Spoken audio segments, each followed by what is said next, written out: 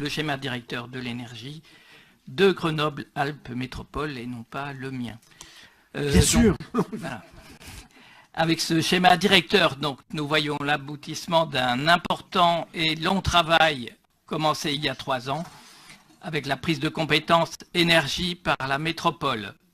Et je remercie les services de la métro et tous nos partenaires aussi, industriels, chercheurs, universitaires et aussi citoyennes et citoyens qui ont contribué. Le cadre, vous le connaissez, j'en ai souvent parlé ici, les engagements internationaux sur l'énergie et le climat, les engagements européens, nationaux, régionaux et nos engagements métropolitains et communaux. Nous voulons placer la transition énergétique et la lutte contre le dérèglement climatique au cœur de notre projet pour la métropole. C'est écrit dans la première page du projet d'aménagement et de développement durable de notre plan local d'urbanisme intercommunal. Alors, le schéma directeur, ça sert à quoi? Affirmer la volonté de la métro dans le domaine de l'énergie, la coopération intercommunale et la bonne échelle pour agir avec les acteurs du territoire. Se donner une vision, une feuille de route, des objectifs sur les 3 grands thèmes de la transition énergétique, économie d'énergie, efficacité énergétique, développement des énergies renouvelables. Alors, le premier grand thème, je vais regrouper donc économie d'énergie et efficacité énergétique. Des objectifs chiffrés sont donnés pour 2020 et pour 2030 et par secteur pour être conformes aux objectifs du plan Air Énergie-Climat qui, par rapport à 2005, demande moins 30% en 2020 et moins 40% en 2030. Comment faire? Amplifier ce qui est déjà fait, tout ce qui se passe par la LEC. De tout ce qui se passe par la LEC, je ne citerai ici que les actions murmures. Aussi, utiliser de nouveaux outils, c'est la plateforme des données énergétiques qui va être expérimentée, démarcher des secteurs autres que l'habitat pour la rénovation thermique, immeubles de bureaux, administration, commerce. Une expérimentation va se faire avec les entreprises de la zone d'activité de domaine. Mais nous avons des ressources financières limitées et il va falloir donc de nouveaux leviers nationaux pour l'évolution de la réglementation. C'est une directive sur l'isolation des bâtiments tertiaires que nous demandons. Et c'est aussi la taxe carbone fossile pour favoriser les énergies renouvelables. Ensuite, second grand thème, donc les énergies renouvelables. Nous n'oublions pas que nous sommes dans le berceau de la houille blanche. Il en reste des traces.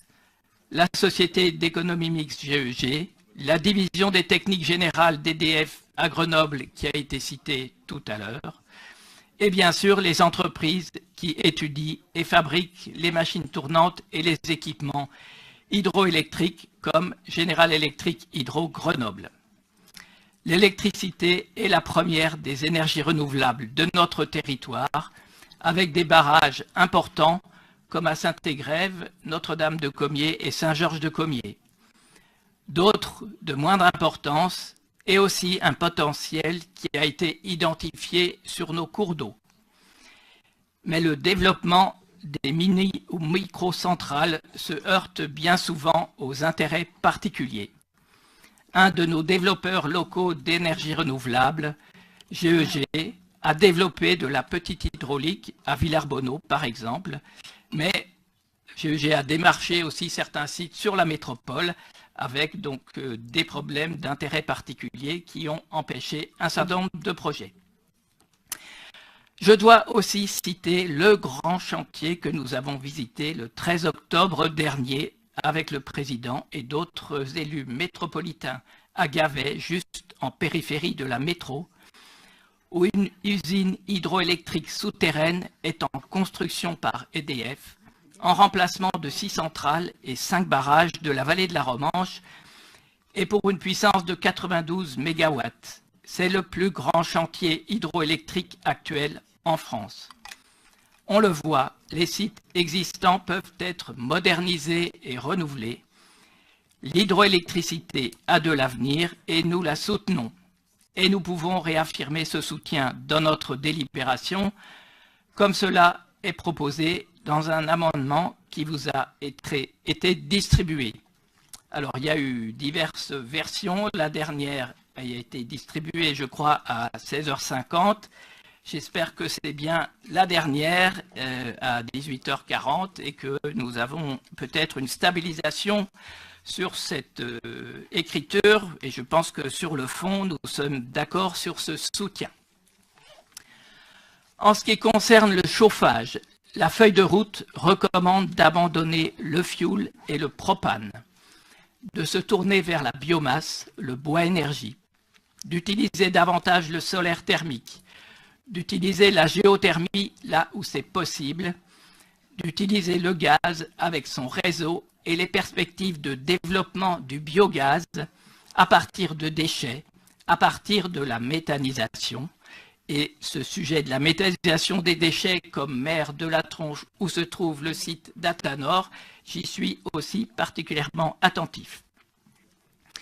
Pour la production d'électricité, je cite l'électricité de cogénération qui sera produite par la centrale à bois Biomax et aussi le projet Solaire d'ici de la société Énergie Citoyenne qui est porté par des citoyennes et des citoyens de notre métropole et dont les premières réalisations ont vu le jour cet été.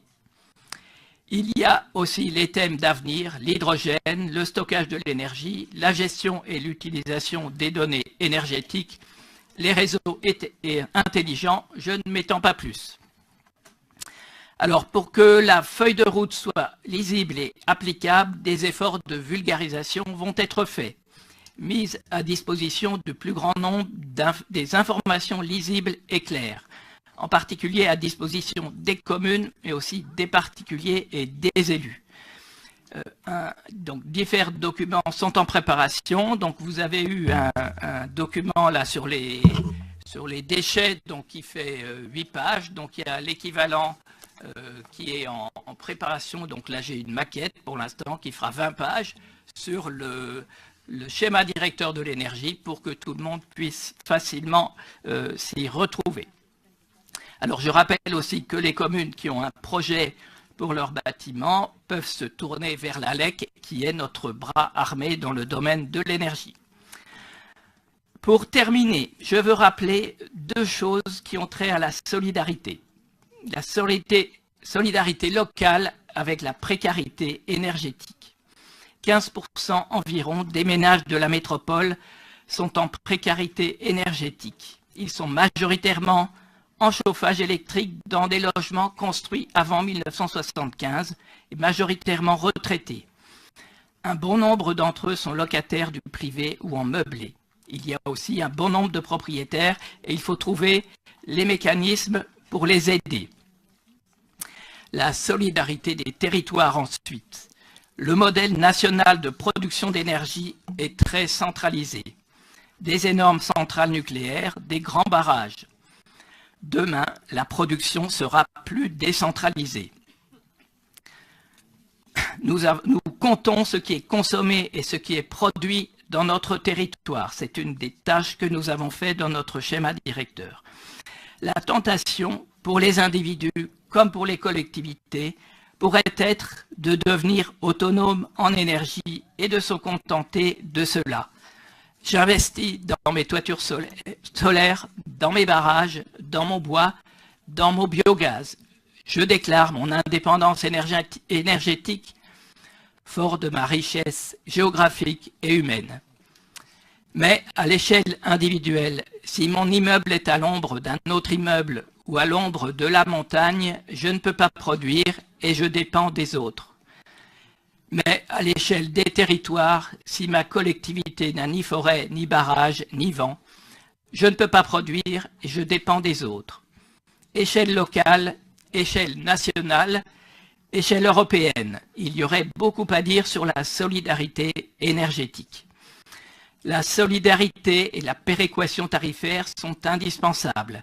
La densité d'abonnés d'un réseau de distribution est forte en zone urbaine, cela coûte moins cher. Elle est faible en zone rurale, cela coûte plus cher. Avec le développement de l'autoconsommation, prenons garde à ne pas créer de nouvelles sources de précarité. Aujourd'hui, précarité des logements au tout électrique et mal isolés. Demain, évitons la tentation de l'isolement de zones riches et autonomes en énergie. Nous le savons dans notre pays de montagne où l'ensoleillement n'est pas le même partout. Et pour emprunter au président une échelle de comparaison qu'il utilise de temps en temps, peut-être qu'il n'y a pas le même soleil à la Tronche et à Pont-de-Claix. Je n'ai pas les chiffres, mais on pourra regarder. Voilà, bref, il faut qu'il y ait de l'énergie pour tout le monde, il faut qu'il y ait du soleil pour tout le monde.